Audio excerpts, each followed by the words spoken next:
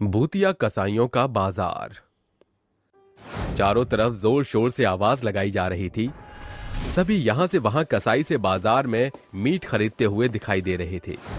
तभी आसमान से एक भूत उड़ता हुआ वहां से गुजर रहा होता है। अरे वाह, क्या लाजवाब खुशबू आ रही है। ऐसा लग रहा है कि चारों तरफ मांस ही मांस हो। तभी भूत एक पेड़ के ऊपर से छुपकर बाजार की तरफ देख रहा होता है। ओए होए होए होए होए होए होए, ये लोग क्या कर रहे हैं? लगता है ये लोग कसाई हैं, कसाई। तभी तो जानवरों को बहुत ही बेरहमी से मार रहे हैं। तभी भूत के पेट से अजीब सी आवाज आती है, जिसके बाद भूत अपने आप से कहता है, अरे बाप रे बाप, मेरे पेट में तो मरोड़े उठ रहे हैं। अब इनका क्या करूं? बहुत जोरों से भूख लगी है। कुछ पेट में नहीं गया तो भूचाल आ जाएगा। तभी भूत कसाईयों के बाजार में पहुंच जाता है, जिसके बाद वो एक कसाई वाले के पास जाकर उससे कहता है, अरे भाई साहब, जरा मुझे ये मीट मिलेगा? ये वाला मीट 240 रुपए किलो और ये वाला 180 रुपए किलो है। तुम्हें कौन सा चाहिए? अरे मीट तो मीट होता है, जाना तो पेट में ही है। तुम मुझे कोई सा भी दे दो। भूत की बात सुनकर कसाई उसे मीट काट कर दे देता है, जिसके बाद भूत मीट ले जाकर एक पेड़ के ऊपर बैठकर आराम से खाने लगता है। तभी वहां भूत का दोस्त प्रकट होता है। अरे अरे, अकेले अकेले खा रहा है, मुझे तो तूने पूछा भी नहीं। देख भाई, मेरे पेट में भूचाल मचा है। अगर मैंने इस मीट को नहीं खाया तो मैं तुझे ही खा जाऊंगा। इसलिए मुझसे दूर रहे और मुझे मेरा मीट खाने दे। बस भाई, यही थी तेरी दोस्ती, यही था तो तेरा प्यार। बीच में आ गई एक मीट की दीवार। अरे अरे, कहाँ फंस गया मैं? अगर मैंने इसको दिया नहीं तो मेरे पेट में दर्द हो जाएगा। ऊपर से ये मेरे मीट को देख देख कर लार भी टपका रहा है। अब तो इसको देना ही पड़ेगा।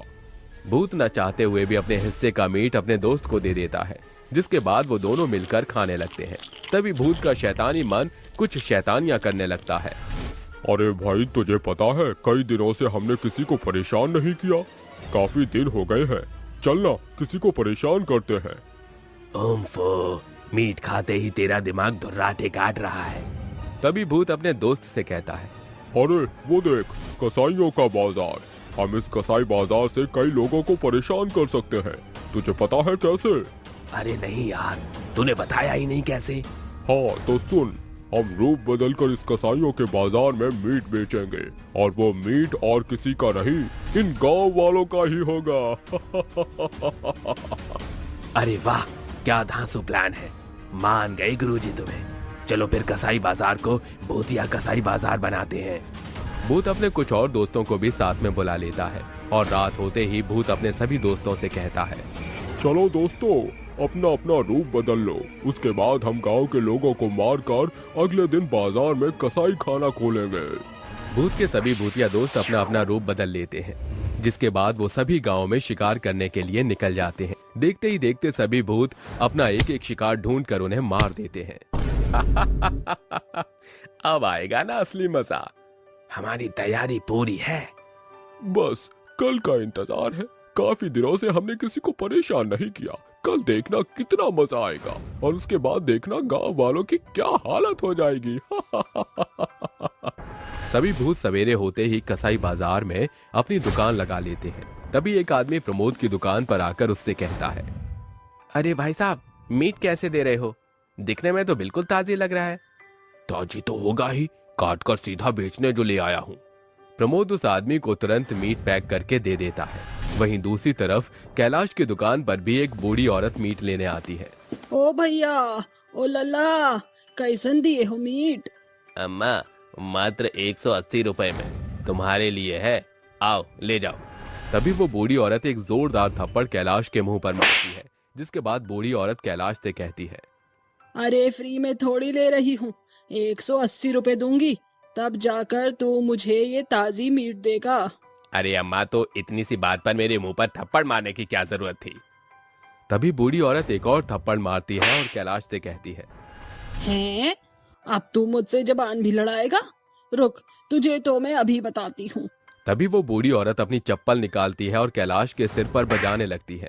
कैलाश के भूतिया दोस्त ये देखकर उसके पास आते हैं और उससे कहते हैं, अरे अम्मा अम्मा बस करो, अरे क्या कर रही हो, मार ही डालोगी क्या बेचारे बच्चे को। अरे छोड़ दो अम्मा, क्या नागमणि ही लेकर जाएगी अब?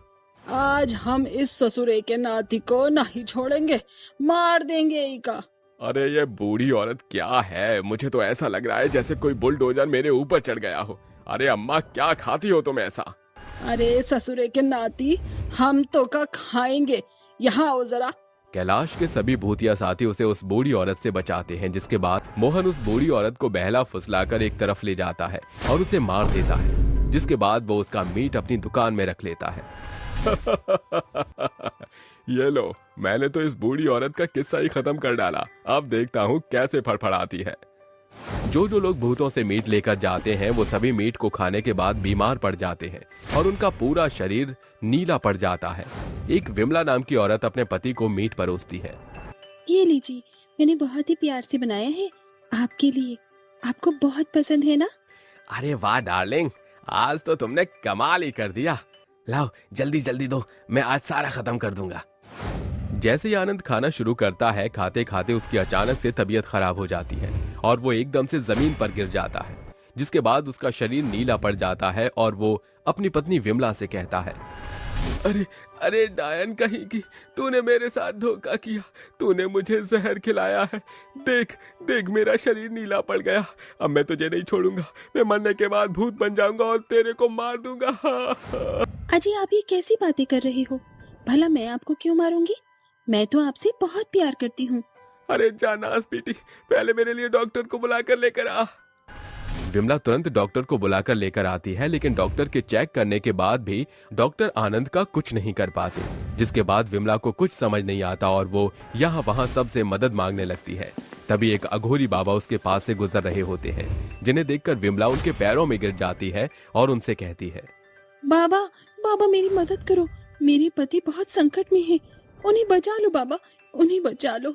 अघोरी बाबा विमला की बात मानकर उसके साथ उसके घर पहुंच जाते हैं, जिसके बाद आनंद की ये हालत देखकर अघोरी उसके ऊपर एक मंत्र पढ़ता है और पवित्र गंगा जल उसके मुंह में डाल देता है, जिसके बाद आनंद पहले की तरह ठीक हो जाता है और जैसे ही वो उठता है वो सबसे पहले अपनी पत्नी विमला को एक जोरदार थप्पड़ मारता है। अरे मैं तो तुझे अपनी जान समझता था और तूने मेरी ही जान ले ली, अभी बताता हूँ तुझे। तभी अघोरी बाबा आनंद से कहता है, तुम्हारी पत्नी ने तो तुम्हारी जान बचाई है, तुम्हें उसका शुक्रिया अदा करना चाहिए, जान लेने वाला तो कोई और ही है। तभी अघोरी बाबा अपने मन ही मन एक मंत्र का जाप करते हैं, जिसके बाद उनके सामने वो चारों भूत प्रकट हो जाते हैं। क्यों बुलाया है तूने तांत्रिक हमें यहाँ? तुम लोगों की वजह से न जाने कितने लोगों की जान चली गई है, मेरी बात मानो, यहाँ से हमेशा के लिए चले जाओ, नहीं तो मुझे मजबूरन तुम्हारे साथ बहुत बुरा करना पड़ जाएगा। अगर हिम्मत है तो हमें यहाँ से भगा कर दिखा।